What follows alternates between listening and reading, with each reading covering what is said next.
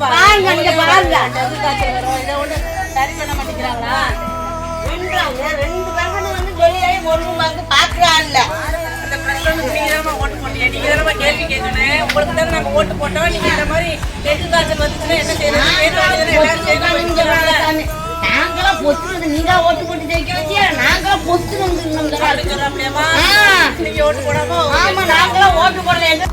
ஆட்சியில வந்து உட்கார்ந்துட்டா இந்த 5 வருஷம் என்ன வேணாலும் ஆடலாம்ன்ற அவனுங்களோட இந்த திமிரு அடக்கணும்னு தான் அப்படிதான் பண்ண.